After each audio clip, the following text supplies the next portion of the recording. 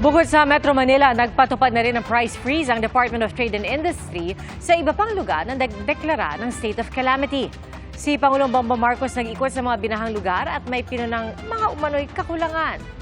Saksi, si Ivan Mayrina. Nagpistula na namang dagat ang mga kalsada. Maraming residente ang natram. Pati ospital at iba pang establishmento pinasok ng tubig. Nalubog din ang mga sasakyan. Ang naranasang malawakang pagbaha, dulot ang walang humpay na ulan dahil sa habagat na pinalakas ng bagyong Karina.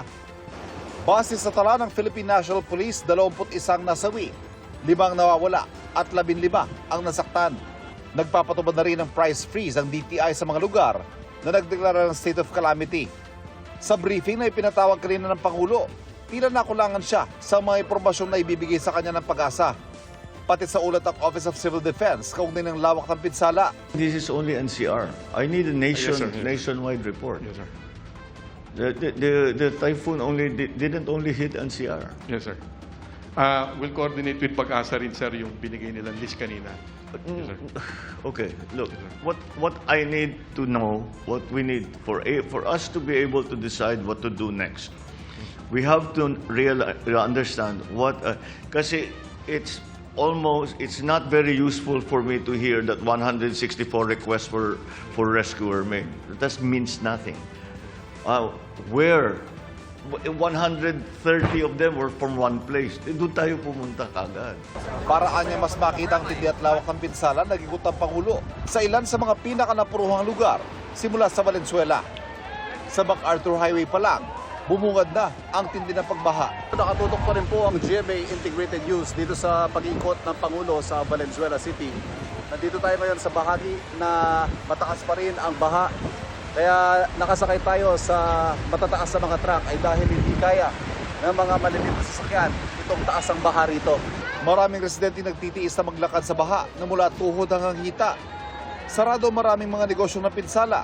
Ang bawat na daraanan, may dain ng tulong o hiling ng ayuda.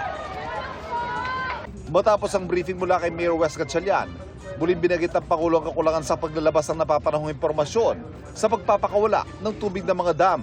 Kahapon halimbawa, umapaw ang Lamesa Dam na dumadaloy sa Tulyahan River na maaaring nakadagdag sa pagbaha sa ilang bahagi ng Valenzuela. May witness tayo doon sa communication. Pag magbubukas ng dam, kung maaapaw yung dam, kailangan yung downstream communities, alam nila. And the LGUs. Mula sa Valenzuela, nadaanan din ng Pangulo ang Obando at Malabon, papunta sa Navotas kung saan matatagpuan ang tinuturong dahilan ng matinding pagbaha. Ang Navotas Navigation Gate na nasira kamakailan. Nauna rito, inatasan niya ang MMDA at DPWH na magharap ng kahit pansamantalang paraan habang hindi patuloy na kukumpanya nasirang gate. I want to see what the damage is so that is there something that we can do? Buhusan natin ng sandbag or something, I don't know. Pero we have to get an engineer to look at it and to tell us what we can do so that hindi tuloy-tuloy ang pasok ng tubig. Mataas pa rin ang tubig eh. Umikot din ang Pangulo sa evacuation center sa Barangay Malanday pero hindi na siya bumaba dahil maging sa evacuation center mismo, mataas pa rin ang tubig. Libo-libong Pilipinong nananatili sa mga evacuation centers.